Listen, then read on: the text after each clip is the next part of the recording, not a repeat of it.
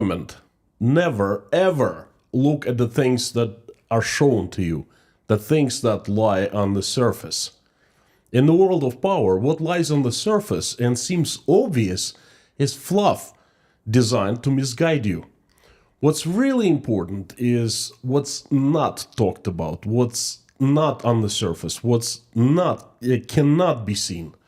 The message is hidden deep inside the speeches. And this is exactly what I'll talk about today.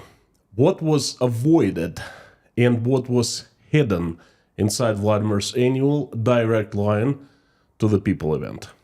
Let's do it. Howdy, howdy, friends. My name is Konstantin and welcome to Inside Russia, where usual Russia is explained by the unusual Russian. No propaganda, BS or lies here, only truth, common sense, and logic, and some emotions too, because I'm a human being after all. The annual event didn't happen in 2022. This direct line, basically what it is, it's Vladimir Putin gets on stage and takes questions from people. People ask anything they want to. Well, at least that's what they're supposed to ask anything they want to. And he answers. Live, televised. Entire Russia watches him. And this event didn't happen in 2022 because there was nothing to talk about. No, there were too many questions and too few answers. So he basically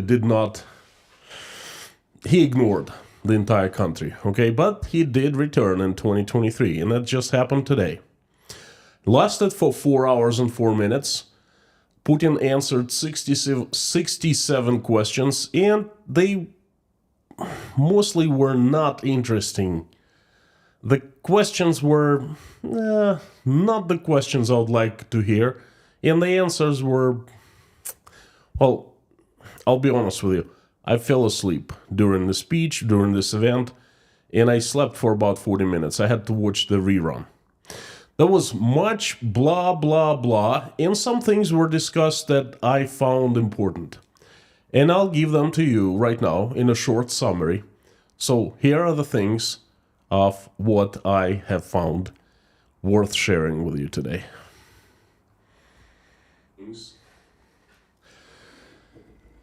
Putin talked of a few things and a few major blocks of information, so to speak. And the biggest and the most important one, I think it was about the economic growth of Russia. The growth of Russian gross domestic product by the end of 2023 will be 3.5%. That definitely is the number that was not expected by anyone. That definitely, if someone said this number, forecasted this number last year, it'd be laughed at. And I think this number is fake. Well, it's real, but you just cannot give this number, 3.5%. You have to explain what it consists of, and it does not sound too optimistic if you understand what lies between this number. Anyway, GDP by the end of this year, 3.5%. The Russian economy got up from its knees, played back the decline of the last year and took a serious step forward. At the same time, Putin noted that inflation has increased in the country. 7.58% is expected by the end of the year. In the beginning of the year, all the Russian officials were predicting 4% at the highest. Now, Putin himself admitting 8%. That's not the true number. That's, again, it's the engineered number, sugar-coated, and, not real. There's much explanation to be done.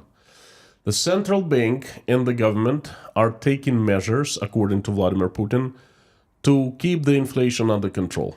And they are doing that.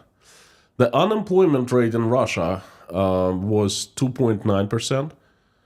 This has never happened in the history of Russia, and this is a very good indicator of the healthy state of the economy.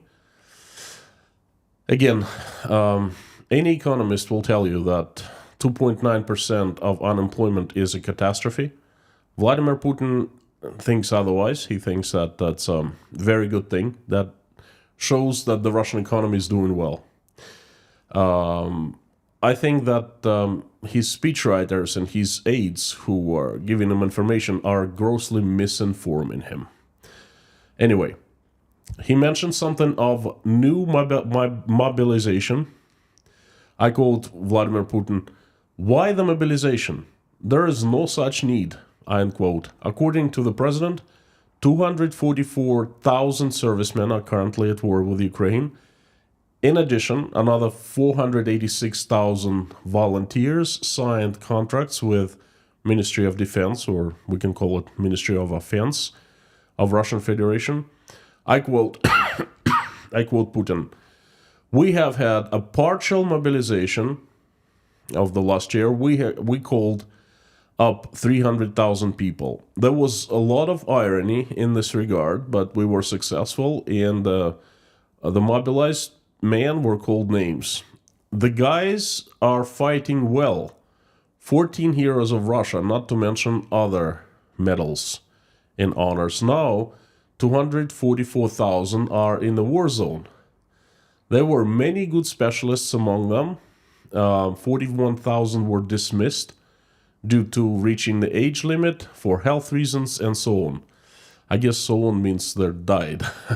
So 41,000 people. That's the fourth time I hear number of the dismissed people from a Russian official in 22 months. 3 times was Shoigu and the 4th time was Putin.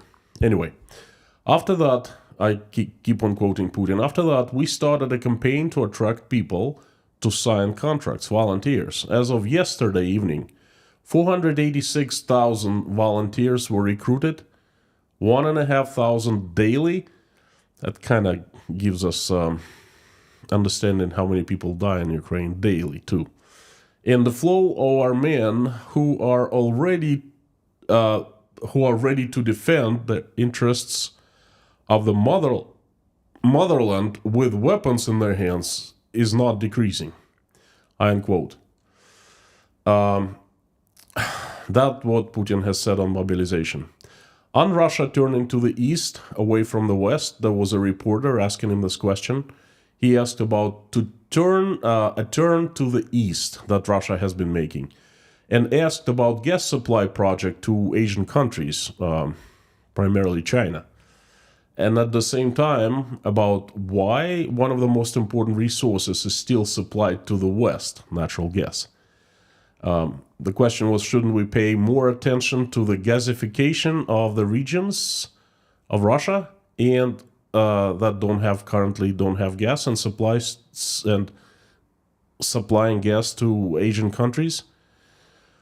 Putin replied that the gasification of Russian provinces, Russian regions, is already underway. I will remind you that less than half of all Russian households are gasified. More than half use coal, wood, other means to warm themselves in the winters. But I guess, gasification is underway. Gas is supplied to Europe because Gazprom fulfills its contractual obligations. If buyers do not receive enough gas, it's not Russia's fault, it's their fault. The northern streams, Putin said, were blown up with the participation of the Americans. And deliveries to the Asian countries are progressing successfully and will be extended in the future.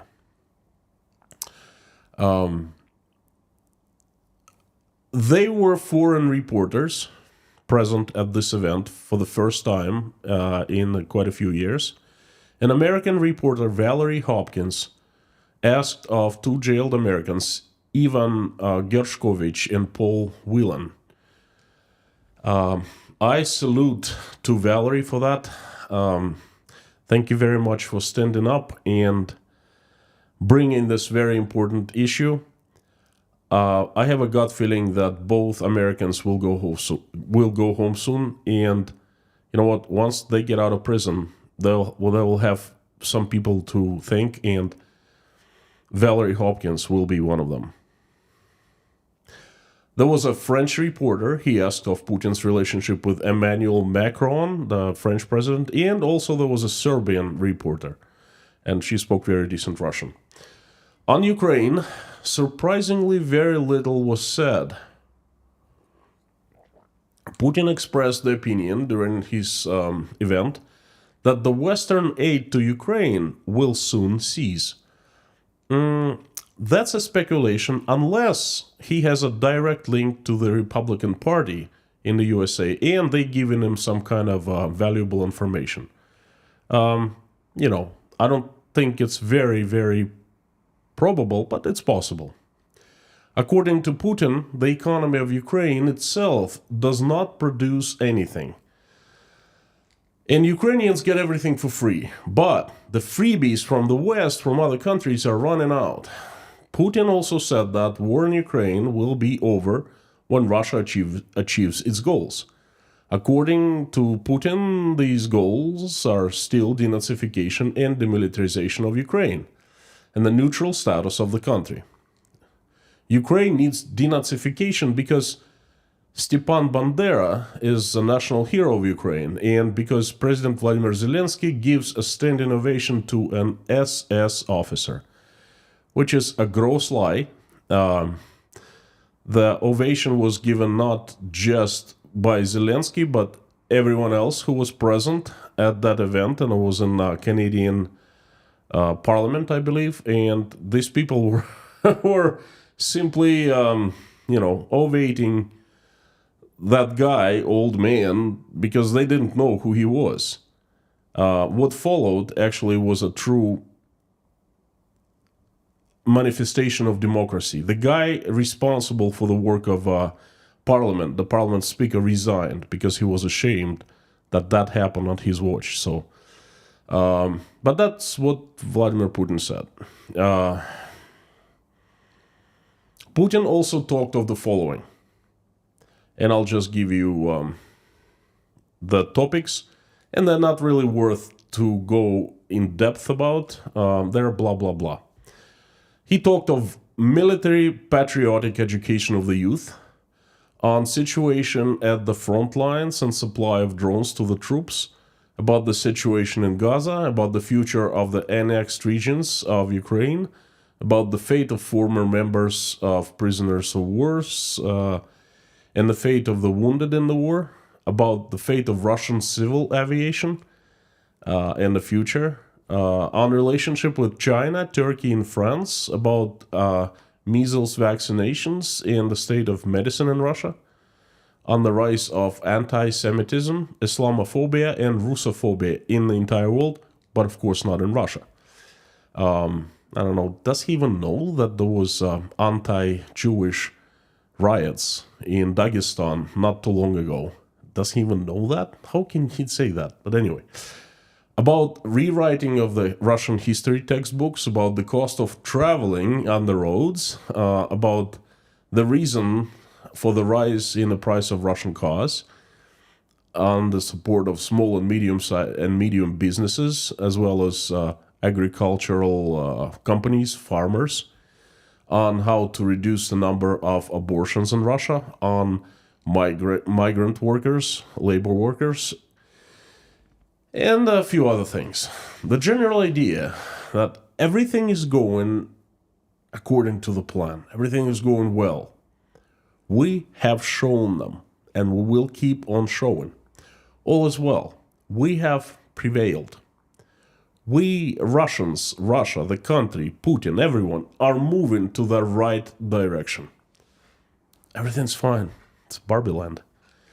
In general, what Vladimir Putin said was bland, conflicting with reality, and not interesting.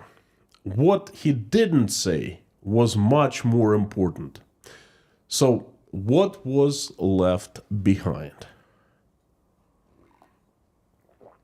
Before I get there, I ask you, if you're liking today's message, please Help me spread it by making reposts of this in your social media accounts. That helps a lot. You can also consider becoming a sponsor of Inside Russia or a patron at Patreon. Buying me a coffee at buymeacoffee.com will be fantastic too. Thank you. Or buying me a tea. This is English tea, by the way. Pure Assam by Taylors of Harrogate. It's fantastic stuff. So, what was left behind? That's the most interesting part. He did not answer any of the questions of what really concerns people now. Those important questions simply did not appear in the direct line. Were such questions asked? Send Your Question was the national propaganda campaign lasting for a couple weeks. Millions of questions were asked. And all of them were the milk and cookies questions. It's impossible, right? They must have hid something from us. And we know for sure now because other unpleasant, uncomfortable questions were asked. They were censored out. How do we know? Check this out. Вот такой совмещенный формат впервые был опробован в пандемию в 2020-м. Он включил элементы прямой линии в большую пресс-конференцию. Look at this guy. There was a reporter from Russian main propaganda channel, first, Canal 1, Channel 1, and look, he was there before this event started, way before it was being prepared. And I guess the tech people, they were testing everything. And look at the questions behind this guy, to his right, to our left. Look, the question says, until when our country will be dependent on American dollar? Why the food costs much and of lower quality? Check this out. И то мероприятие длилось 4,5 часа. За это время президент ответил на 68. When the mobilized men be sent home? Why 300,000 people must serve for the entire country? Вопросов, как журналистов, так и рядовых россиян. Но если ваш вопрос... Вот такой совмещенный формат впервые был опробован в пандемию в 2020. Он включил элементы прямой линии большой пресс-конференции, и то мероприятие длилось 4,5 часа. За это время президент ответил на 68 вопросов, как журналистов, так и рядовых россиян. So, what were the questions that were censored out? I'll tell you why. I'll tell you what.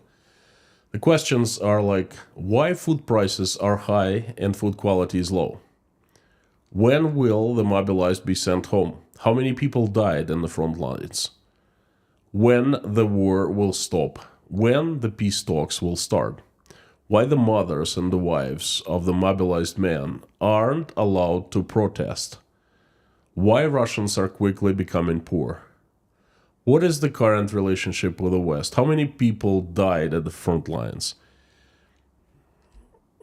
And the questions like that. As usual, Russian propaganda fudged up, and I didn't mean to say fudged, if you know what I mean. And we were given a glimpse of what people were asking. But these questions did not show up in the direct line event. Okay, they were censored out. But the thing is, now, why? Why these questions weren't allowed to be asked? For one simple reason, because Putin does not have anything to answer. This is the most important part. You see, the questions that were not asked, that were not brought up, they speak louder than those who were discussed in this event, okay? Those questions are the real ones, okay? We understand what Russian state, what Russian, gang that's usurped Russia and then run in Russia, what they're afraid of. because what they're afraid of, they are avoid to talk about. Okay. And now let me talk about hidden messages. Some kind of Easter eggs, we can call them, that were hidden in Vladimir Putin's message. Not message, but in his entire presence, entire event.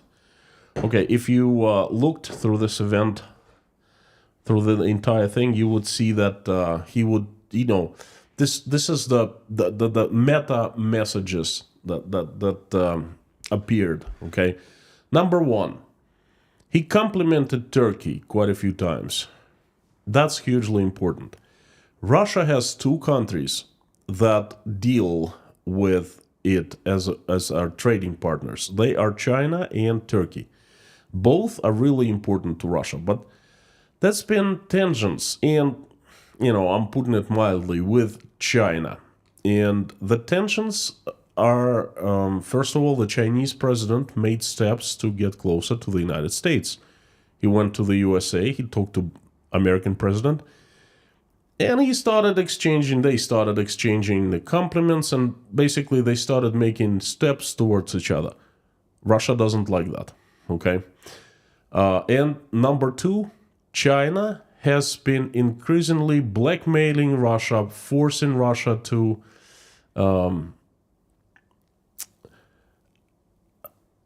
how do I say that? On different fronts to give Chinese better deals and get less good for itself. Okay, and the latest has been the gas pipeline, Sila Siberia 2, the Power of Siberia 2. This gas line is supposed to be built, paid for by the Russians and by the Chinese, and there must be contracts, long-term contracts signed for the supply of Russian natural gas into China. Well, Chinese are not negotiating well. Chinese are pressing Russians, blackmailing, forcing the Russians to build this entire pipeline by themselves to bear all the costs. And the second, to sign super long-term contracts at super low prices. So they basically understand that Russia has no choice, and they're blackmailing. And Russia complimenting Turkey, Putin shows the Chinese, hey, you're not the only ones. There's competition. There's also Turkey. We can also build a natural gas hub and a huge increase the pipeline into Turkey and then supply gas to other countries, the Mediterranean region through Turkey. So, and then we also can trade with Turkey. Look, we're trying to buy eggs from Turkey now. We could have bought from China, but we're buying from Turkey. So he's sending messages, and this message is he's trying to balance Turkey and China, and I think that is understood by both, by the Chinese and by the Turkish. Number two, hidden message number two.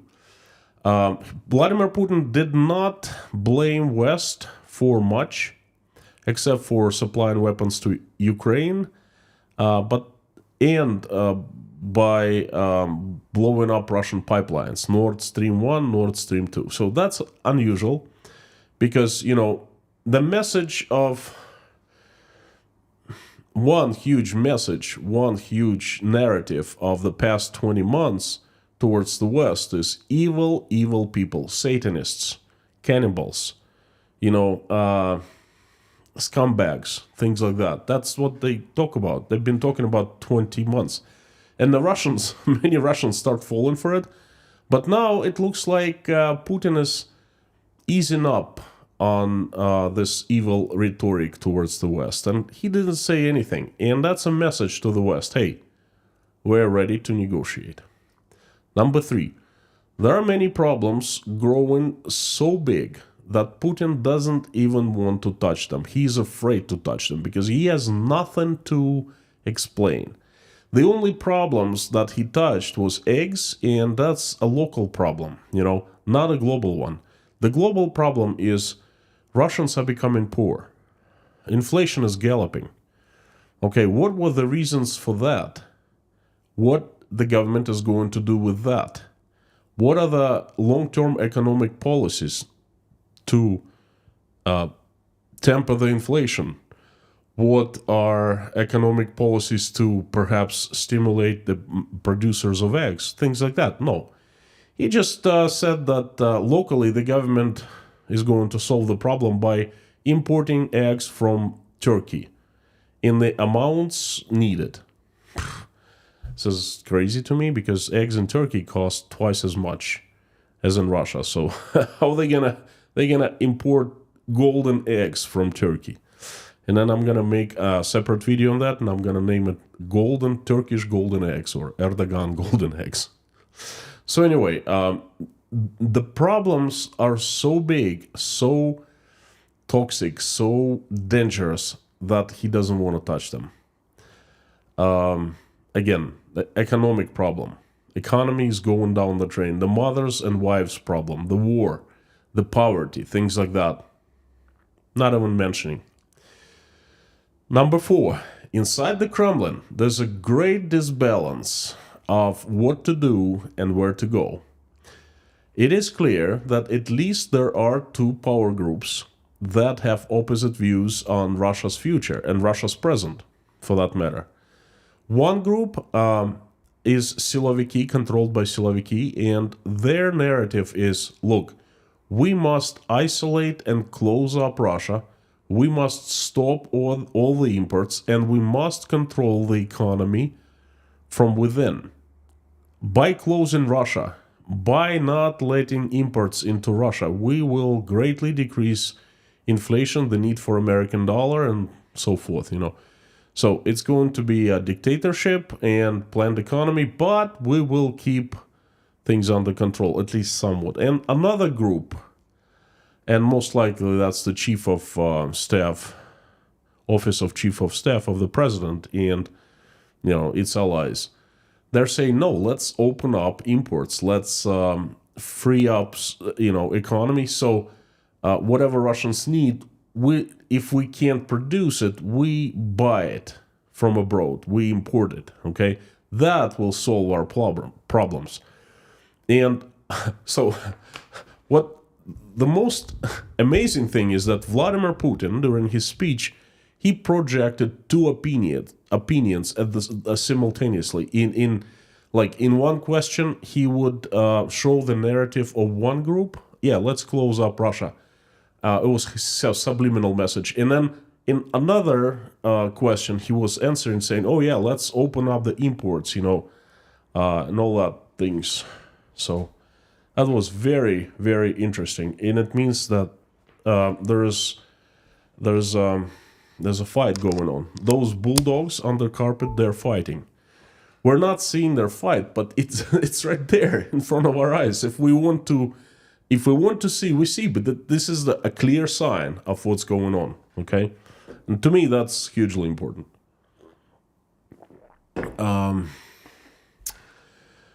Number 5, hidden message number 5. Vladimir Putin is confident on what he is doing. This is a sad message, and it doesn't say anything good for Russia. The last question Vladimir Putin was asked by a very famous reporter from a Russian newspaper, Kommersant. The question was this: if Vladimir Putin could meet himself circa 2000, 24 years younger, what would he tell himself? What advice would he give, perhaps? In the year 2000. And Vladimir Putin answered, he smiled, he answered that, I would tell myself that we're going the right way. I would warn that not to trust the West much, the Western partners, but other than that, everything has been done right.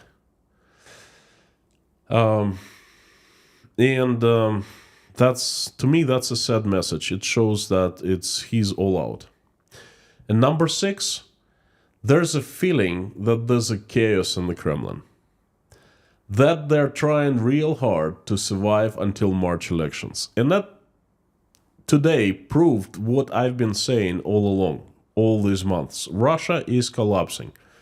They're collapsing economically. That's the most important collapse. Other collapses are also happening, but economic collapse is the foundation. Economy is the foundation of everything, okay? And the victory of Ukraine will not come from the front lines. It'll come from inside Russia. Russia will implode. And what I saw today, they are frantically trying to sugarcoat situation, because all those questions that they were given to Putin, 67 of them, they were engineered, they were crafted, they were specifically picked to create a narrative, to create agenda of this event. Like I said, the real questions were left behind. Okay, by the way, check this event out. Знаете, это вы эксперт уже. Я, кстати говоря, This is how it was happening. так сжимается. Особенно девушки там прямо на первой линии бегают. I will make him shut up. And so just to give you a look how this thing looked like, people who were present at the event and so forth. Anyway, there's a chaos going on. They are sugarcoating everything. They are trying real hard. They are trying to survive until March. They're trying to re-elect Vladimir Putin, and they will re-elect him. Okay, but some things they cannot hide. You cannot. The fridge doesn't lie. The TV does lie. TV, you can believe the TV, but once you open the door of your fridge, that's the reality, okay? And then the reality starts catching up with them. And they have no clue of what to do after. Looks like they have no plan. And to me, that is pretty good. To me, that's another proof that I was right. For the country, it's absolutely terrible. But guess what? This is the price that you pay for invading another country. The Russian people, they're gonna have it bad. But you know what? They're thinking that invading a country and you just get away with it? No. This world is run by certain laws. If there's a action, there's definitely a reaction. So action started happening almost 2 years ago, and it's been happening, and now we're seeing the reaction, or I should say the reactions. Was I surprised today? Once. When I heard Vladimir Putin giving an advice to himself, to Putin circa 2000, and that's his main message, to everyone, to the West, to Ukraine, to everyone, to the Russians. All I do is right. If given a chance, I would not change anything. I'm going all the way until the end, and I'm winning. Many Russians are very angry about his answer. They're saying, look what's going on with our lives. What's going on with our living standard. He's destroyed so many things. Well, I did call Russia quite a few people today to get their opinion on this event. And angry about that answer. Come on, give me a break. There are so many things that had to be done differently, okay? But no, he doesn't think so. But everything makes perfect sense if you understand what Putin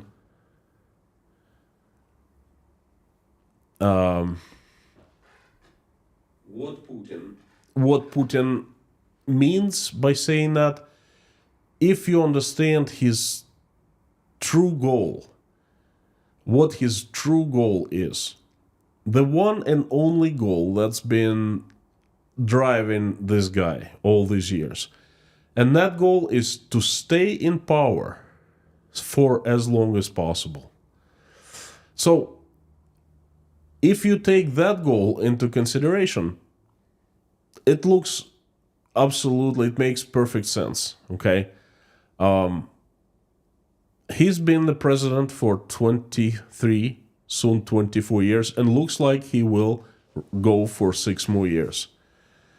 If you think of the dictators throughout the human history, then he's one of the most successful ones, because success of a dictator, czar, king, is measured in how many years such king stayed in power. So Putin has already been in power for 24 years, and now, 23 years, the 24th is coming, and he's aiming at 6 more years. So, yes, if he were to meet his younger self, then of course he would not change anything, because he has achieved his goal perfectly well. And folks, at the very end, something very important, and perhaps it's the most uber important of today's event. If you look this event entirely from start to finish, you will notice that Vladimir Putin was coughing almost non-stop every few seconds, and that is very interesting. And this is it for the message today. Thank you so very much. I'd like to invite everyone to the live stream chat now. And while I am turning the live stream chat on, I would like to again ask you to make reposts of this message if you liked it. And of course, if you liked it, to hit the like button. That helps a lot. It allows the algorithm to be satisfied and pleased at Inside Russia, and that results in more people shown the messages. So the chat is on. Thank you so very much. Let me move my stuff around a little bit so I can see the messages easy and clear.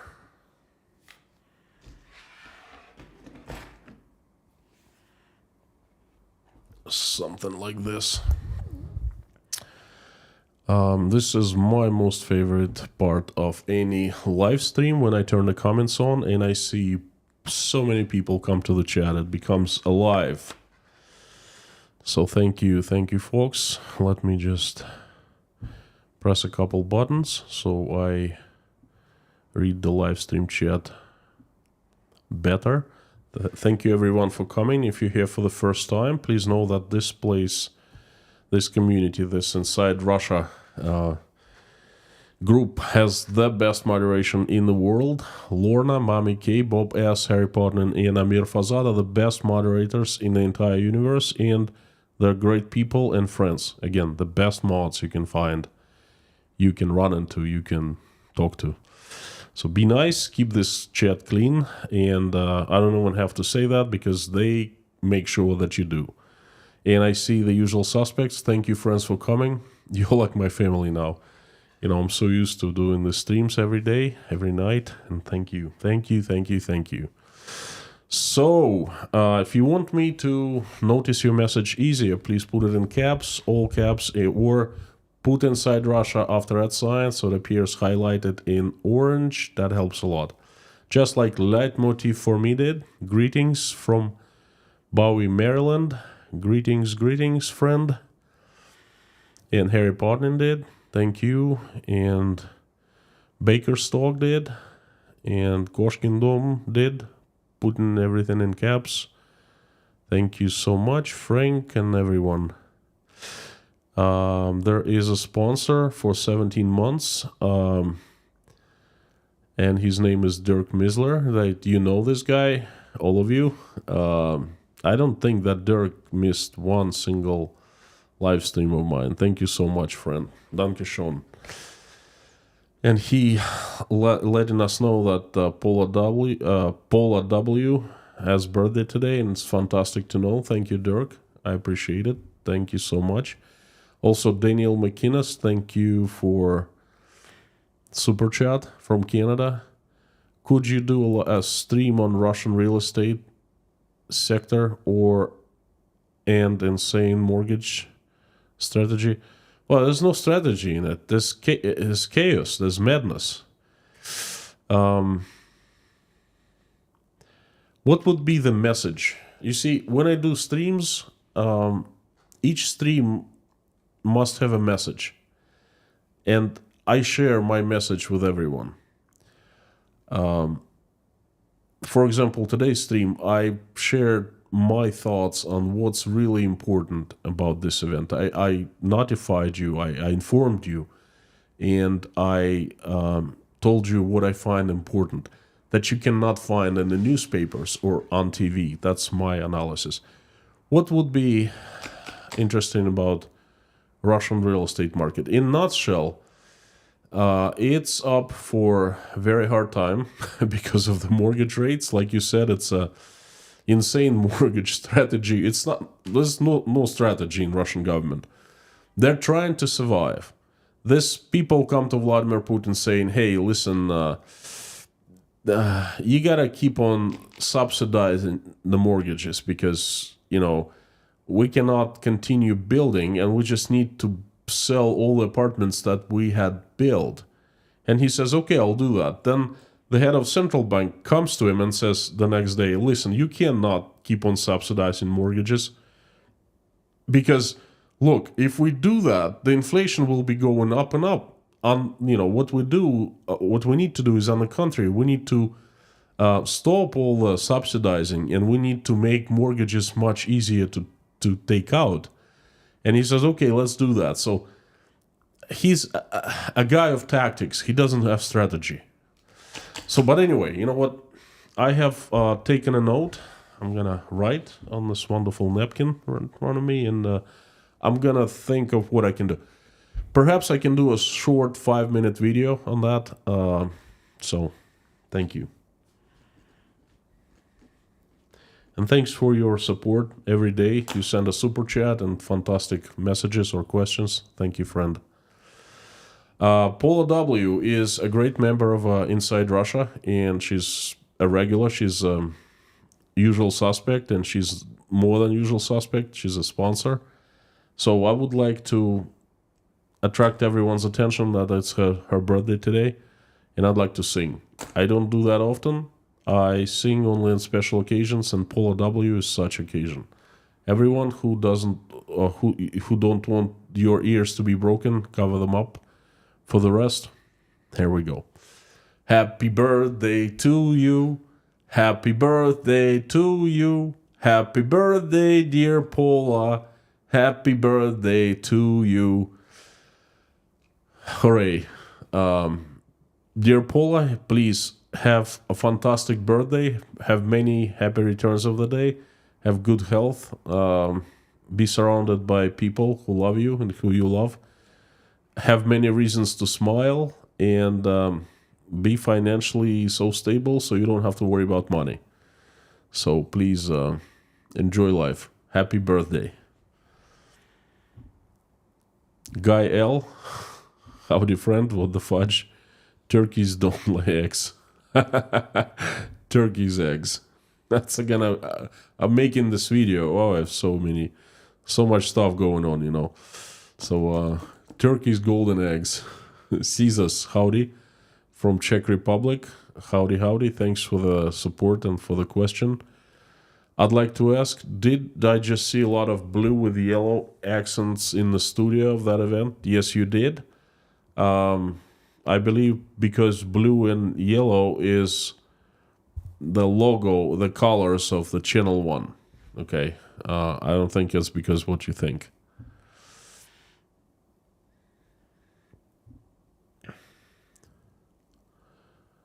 But I'm still exploring. I'm still still looking at things, and of course there are things to notice that you don't notice right away. There are many pictures coming out. There was one reporter from a Russian channel, from propaganda channel, and everyone had like a little piece of paper in front of them, and faced Putin, and they were like, pick me, pick me. I'll just try to find this.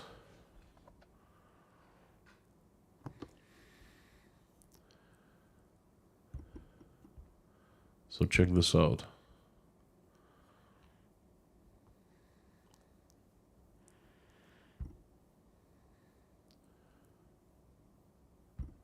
Once he stopped answering a question, he'd say, well, who's next? And that was Dmitry Peskov right next to him. And Peskov, you see those pieces of paper and something, written on them. Usually it's who they are, who they represent. And that was so funny. This lady has become a meme. Oh my goodness. Check this out, folks. Some of the great stuff here.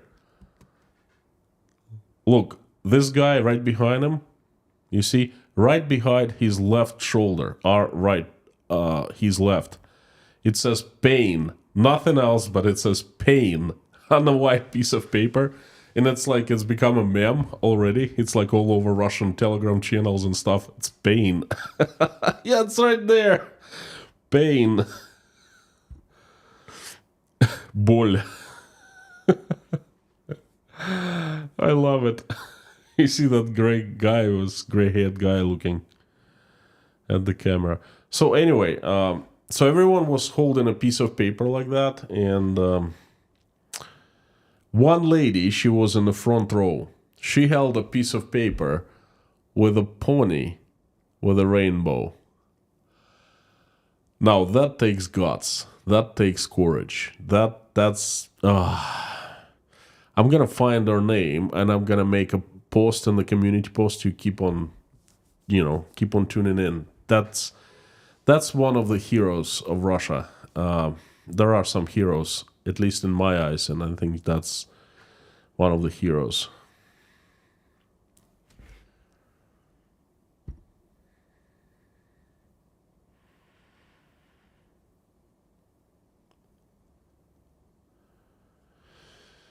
All right. Alison Marlowe, howdy. Petra Olsson from Sweden. Scott Nesbitt, live from Sweden, howdy. Alex from Denmark. Baker Stork, Millie, Veronica Mifsad, Oliver, Angela, everyone. Cheryl, thank you so much. Yes, something like that. Is this dictatorship or potato ship? Egg ship. This is egg ship. 13. What does the pony symbolizes? The pony is a children's cartoon, okay, and a rainbow does not symbolize in this particular case anything but a rainbow. But, LGBTQ was banned in Russia, so rainbows have basically been banned in Russia. And now, by displaying the symbol, a lady is under threat of being charged of extremism and going to prison just for sitting with a piece of paper from a cartoon, children's cartoon, with a unicorn and a rainbow. Carson Larrymore, howdy. That was the question. Why are you wanted by Hog? Was there a question? I'm not sure. Officially not, but people must have asked him that. Thank you, Carlson. Tem, joke here. Are turkey eggs good? Do they taste the same? Well, the Russians gonna find out soon.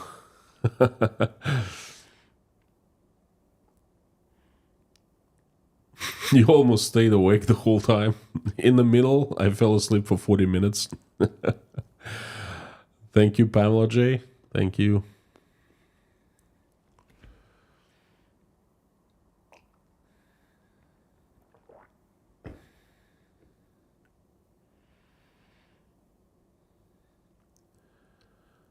No hijabs seen. I think there was one lady in hijab, but I'm not sure about that.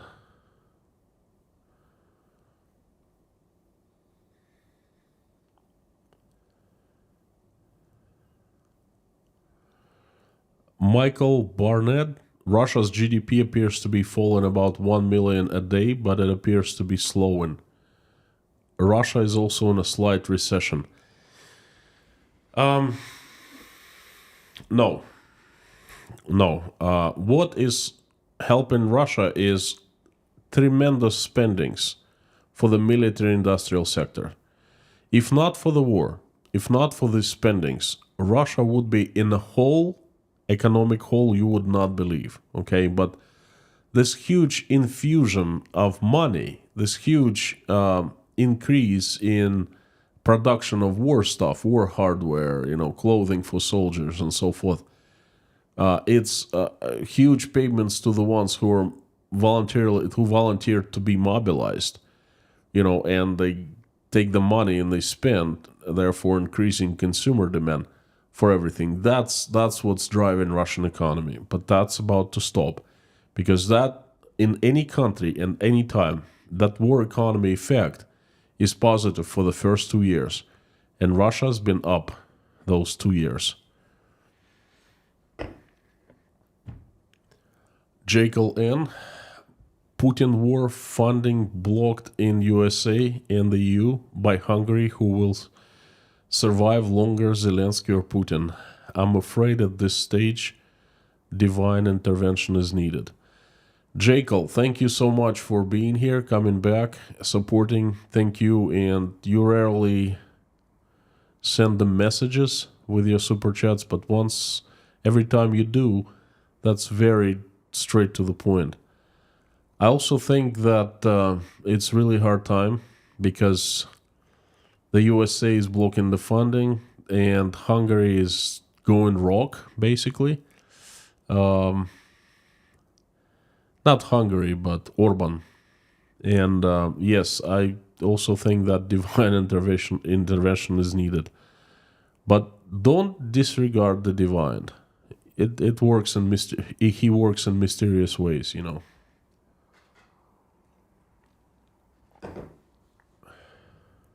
And thank you very much for supporting. Funny Bones, thank you. Does Putin do this sit downstairs a lot? Does Putin do this sit downstairs a lot? I'm not sure what you mean. What sit downstairs?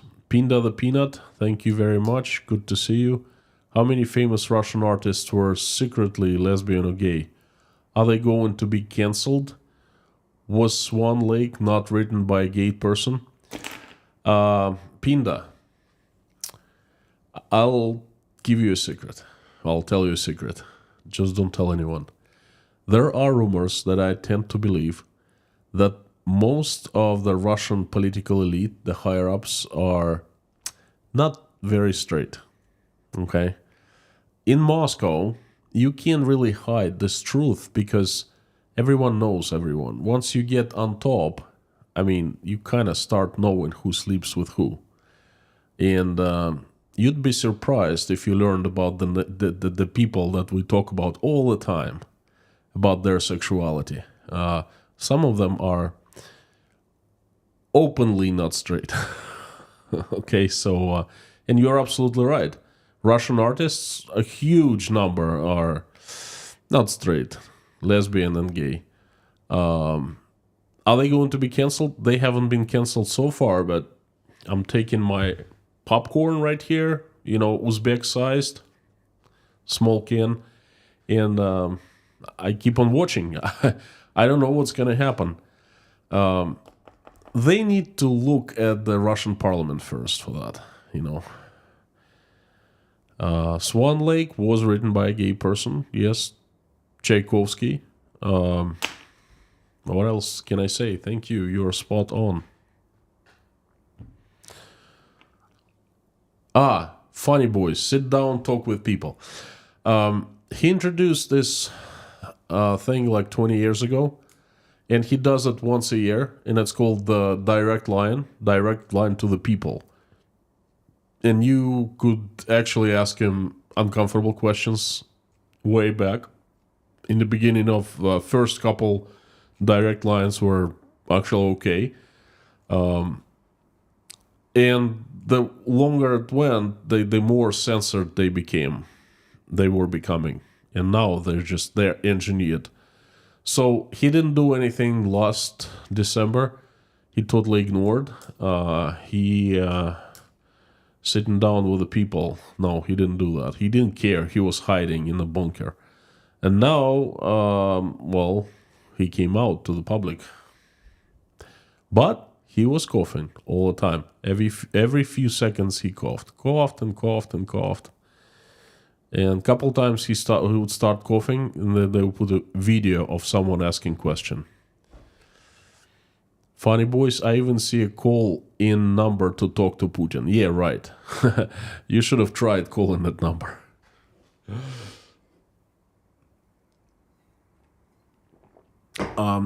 I hope you don't mind that I'm showing you this direct line while talking to you. I hope it doesn't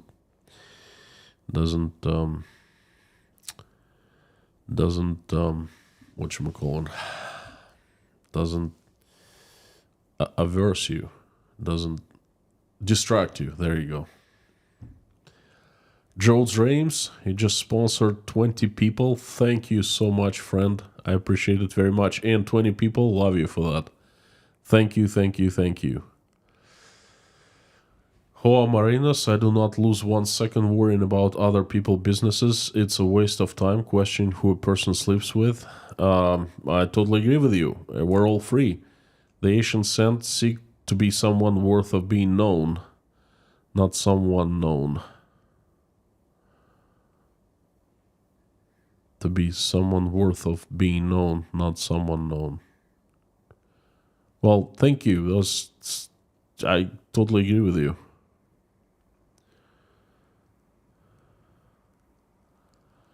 Just a bunch of people with doom and gloom expressions. Well, not Putin. He seemed to be lively.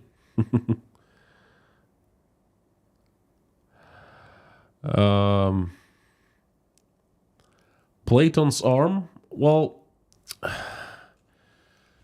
I always am myself, and I will always am truthful to you. I tell you what I think. Whether it concerns you or not, I mean, please honor my right to have opinion that differs from you. That's what I was taught when I first came to the United States, and I absolutely loved it. Because in Russia, it's not so. You cannot have your own opinion that differs from party line, or, or the church or whatever. But in America, it's possible, and it's my opinion. I'm not sure which comments you meant, but that's that's who I am. Klaus Stover, thank you so much. The EU opens accession negotiations with Ukraine. The heads of state and government of the EU countries agreed to open accession negotiations with Ukraine, says Michel.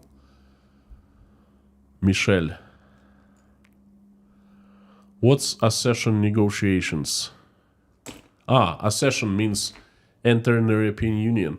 Yes, the news I saw today, just recent one, I guess this is today's news. Well, this is big. This is big, and it's gonna drive Putin absolutely insane.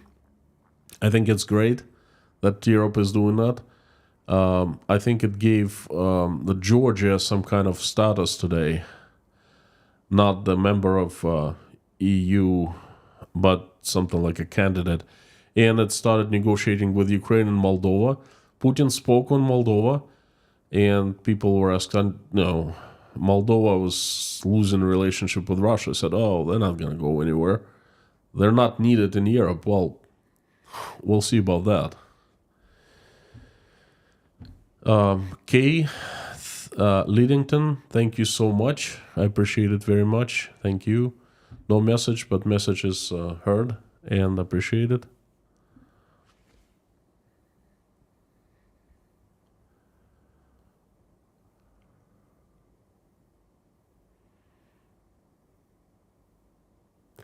Sam K, super chat from the UK. Thank you so much. Towards more tea or box of eggs.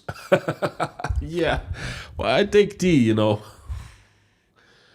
I usually buy the Twinings or Tailors of Harrogate. This is good. The English, thank you so much for your tea. People, you are absolutely awesome.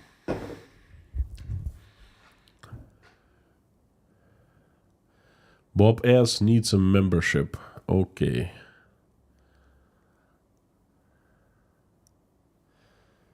Should I stop this direct line or it's okay to continue watching it?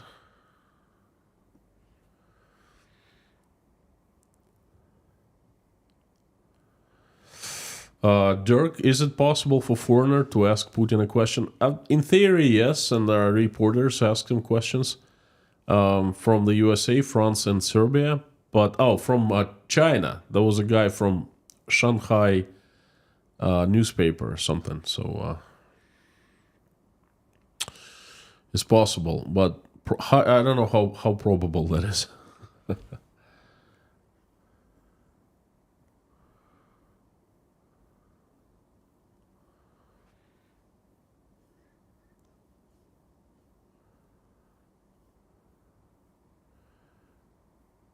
Dieter from Munich. Thank you so much.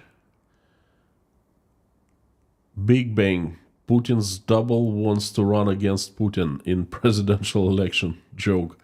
Thanks for the great video. Well, thank you so much. I appreciate Danke schön. Dylan, appreciate everything you do. Hope you're doing well. Stay safe, and I wish you good health. Thank you so very much. Going back to that message, Konstantin sometimes says write comments or something like that. You know what? I don't know how right or left my comments are, but my values are fairly simple. God, family, hard work, and freedom. And pretty much all my life is running around these things. I value freedom. I am God-loving man. I have family. I love my kids, and I live for my family. And the last year of this incredible hardship has been a blessing in disguise. It has showed me how important family is in my life, and what really makes me happy. It's the family. I have worked hard all my life, and I try to analyze everything, and I look at things using my common sense and logic, and that's it. There's nothing else. Left, right. In America, I was called a conservative. In Russia, I'm called liberal. Am I conservative? Am I liberal? I don't know. That's God, family, hard work, and freedom. That's pretty simple. So, there you have it. There is old toilet brush. Cheryl, that's funny. You see that they did video messages for him, the kids. I don't know what they're saying. Let's check it out.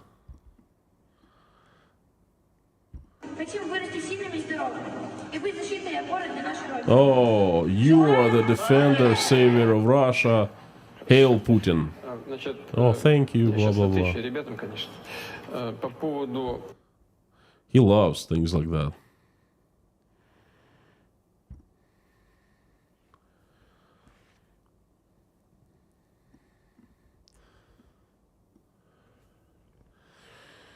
He appears healthy, but he was coughing.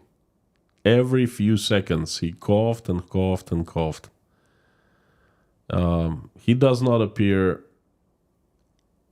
He's looking much better than he used to look. But, oh my God, he does not look like Putin. I mean, look at this guy. Gosh.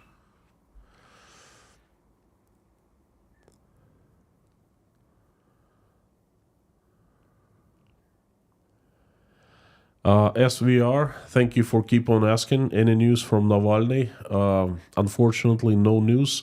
The government, for the first time, released information saying he was transferred to Moscow because there's a new criminal investigation against him, and they're doing the investigation, so they needed to question him in Moscow. But the activists checked at every Moscow prison where they keep people on trial, and they could not locate him. So it's been 7 days, have not heard from him. Keep praying for Navalny. It's not looking good at this point.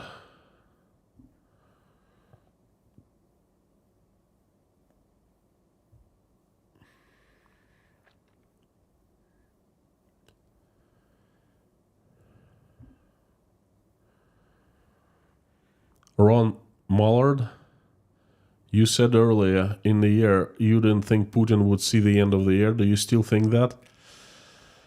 Well, I'm kind of hoping. This is not the end of the year. I thought that he would be out by two means.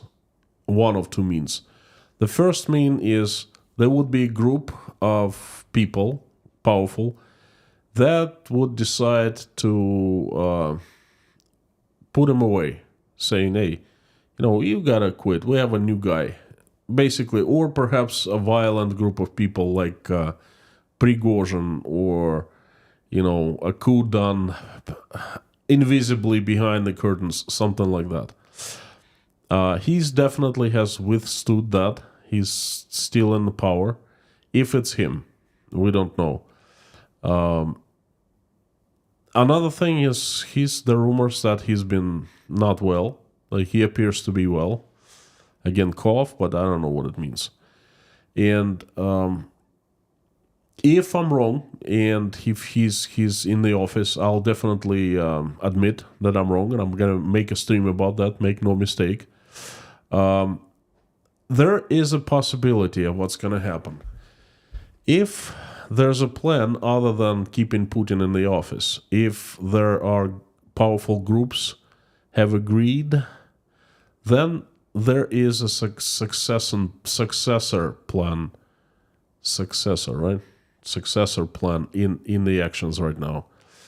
Basically, they're gonna make Putin the president, and then due to some reasons, he's gonna step down and repeat what Yeltsin did to Putin, but he will do it to another person. So he might be out of the office 6-9 months, perhaps something like that. Or perhaps they will announce that he's sick, just like what they did with Yeltsin. That's actually a funny thing. Yeltsin won the elections in 96, and I remember I was leaving Russia as he was being inaugurated. And I get to the United States, and everyone keeps asking me, how's Yeltsin doing? And I tell them, fine. They're like, no, he's going to have a surgery. What? Yeah, he's going to have a open heart surgery. When? Well, just in a couple of months. I mean, we've been talking about it. That's all over the news. So the Russians knew that Yeltsin's family, the Yeltsin knew that he suffered heart attack, his heart was failing, and he needed surgery. And it was happening right before the elections. They did not say a word. But after the elections in September, he was inaugurated in August. In September, they said, oh yeah, Yeltsin is very sick. Why didn't you tell us before? Well, we didn't tell you. He is sick. He's going to go for open heart surgery. And then he was operated on, I think, in November or December. So they might do the same thing. He gets reelected and they're going to say, whoa, Putin is not well. He's got something. He needs a surgery or something like that. And, that they can pull that off too. But again, I don't know. We're seeing. Marek, thank you so much for sponsoring 5 people. Thank you from me and from 5 people, and thanks for being a sponsor yourself. You are a sponsor for quite some time. Thank you so much.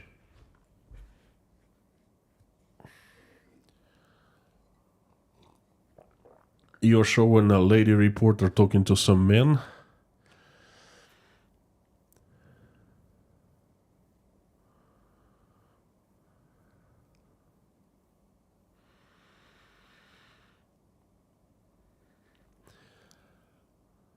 DJ Bones 542. It's really hard to disagree with you. Time's up, says Nightbot. Okay. Understood. Just a couple questions and that's it. Benjamin made an educated guess. He's doing his best with what he's working with. Come on, he isn't a fortune teller. Give him a break. Benjamin, thank you. Look, before I invite everyone to pray, I want to tell you this. I'm a human being, okay? I have many emotions, and I make many mistakes. And I even make mistakes when I talk about the economy. The biggest mistake I've made so far is I thought that Russian economy would be at the very bad place now in December. I thought that it would start getting really feverish in around June or July. That didn't happen by objective reason. Russia was getting lots of money selling oil. It was circumventing sanctions, and later it instigated the war with Israel, Hamas and Israel, and then that helped Russia tremendously, okay? But I'm still right. It's just I'm 6 months earlier in my forecast, okay? And I admit that I made a mistake, not a huge one, but I was rushing things, okay? But some things, if I knew what I know now, I would have made another guess. I would have made another forecast for next July. I didn't know that Russia would still be benefiting from selling the West oil, okay? And this is not right. But it's a reality, it happened. Again, I make a mistake, I admit it, and soon it'll be the end of the year. I'm going to make a couple streams. One of them, I will talk about those times, and I'll bring them forward of where I made mistakes. There are a few, not too many, but a few, and might at the same stream, I might say that, mention things that I was right on. Okay, so thank you so much, Benjamin.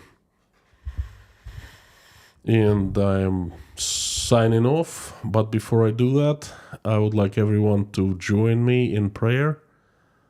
Thank you for coming. This is my honor and pleasure. Please finish this live stream with me by praying to our Lord Jesus Christ. And if you're not religious, then just pray with us anyway. You can call it differently. Send good vibes to people, good energy, good wishes. It's all the same to me. I don't care how you call it. Idea is the same. Thank you. So let's do that.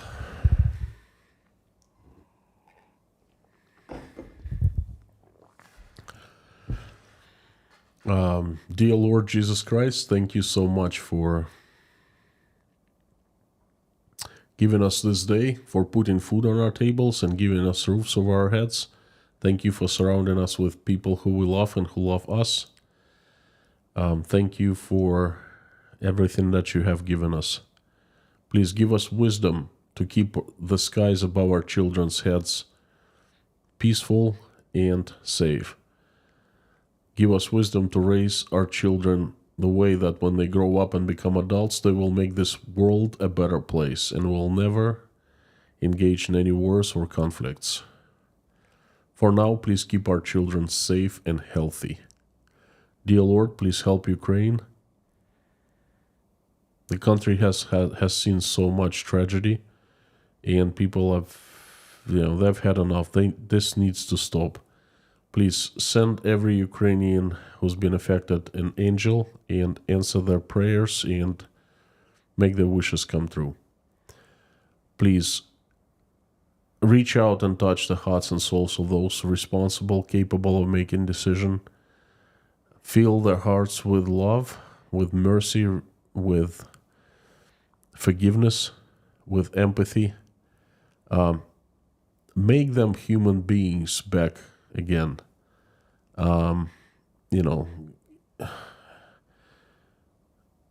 Give them their humanity back, or help them get it back, so they wake up and they will make this decision to stop the war. Please help my country, Russia.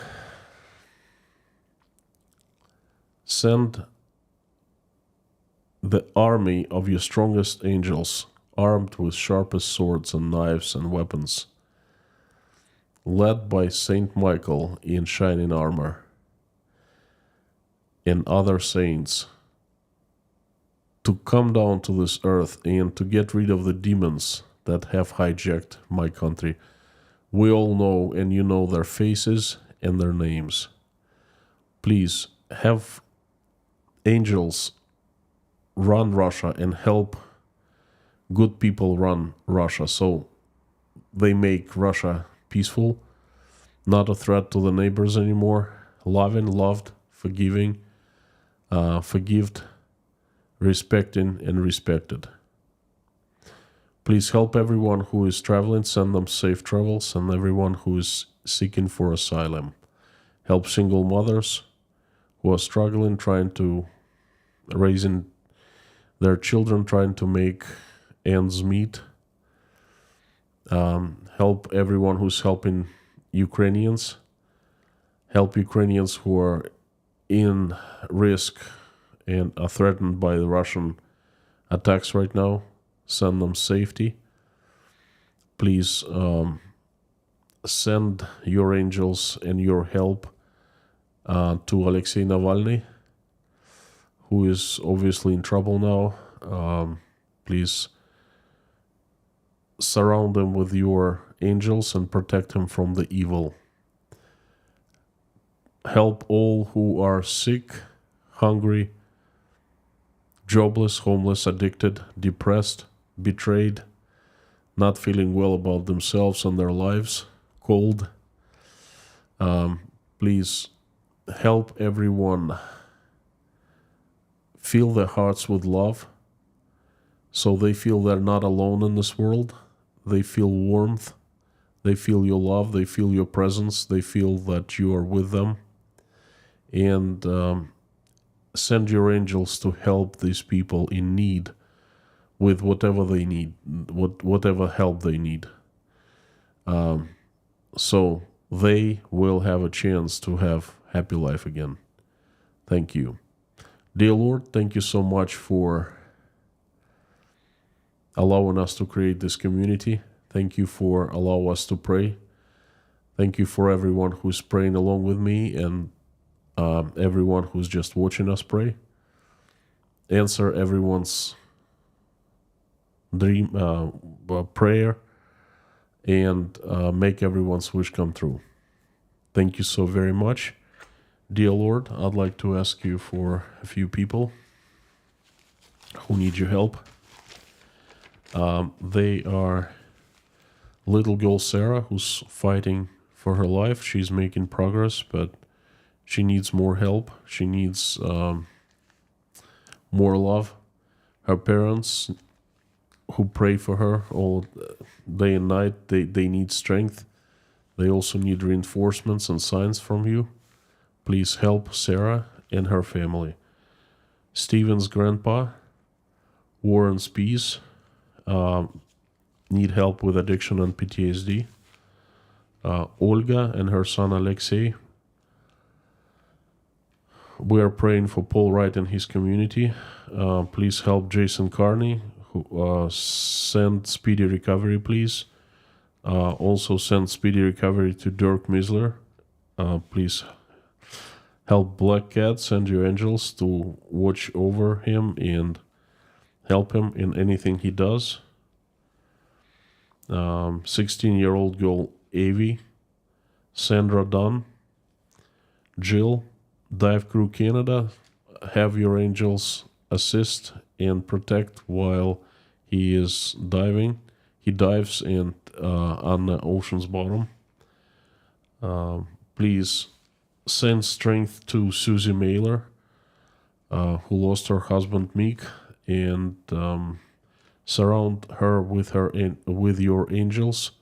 Fill her heart with love. Soothe her soul, please. Protect her from this terrible pain she's having, and have her husband, Meek, rest in peace.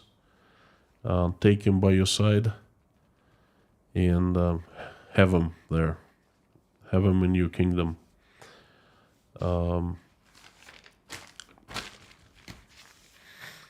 Kyle E.'s wife, Joseph Johnson, Rhonda McGillis, Heidi Homestead, CB, Dory, please give her recovery, heal her body and blood, and her uncle Jimmy, and Larson's daughter Hannah. Please help Morgan L., Terry Carter's former in-laws, T. Fall, Electron's family, John, Kurt from Colorado, Deborah, Boggy Burger, and his 2 sons. Anonymous, please send speedy recovery. Please help Jason Connor, Janice Stevenson, Jay Spike, Sam from Kiev, Buzz Salmon, Leslie Fleming's daughter. Special help needed for Wayne, who's fighting 2 cancers. Please send your angels to help him, watch over him, and send him recovery. Give him strength and his family strength as well. Dave, Dawn, Summers 613's mom, Mike O'Neill, Yelena, Natasha, Jake, Sky, Bonnie, Svetlana, Michael, Oля, and Dasha.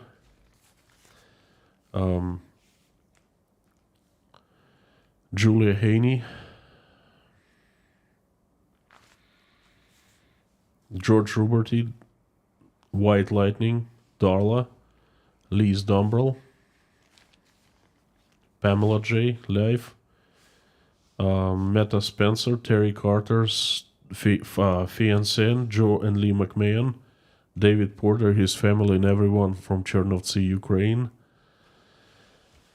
Randolph, Grace Philosophy, Mr. Dean Spooner, Liz, Lori Miles' husband, and Karen.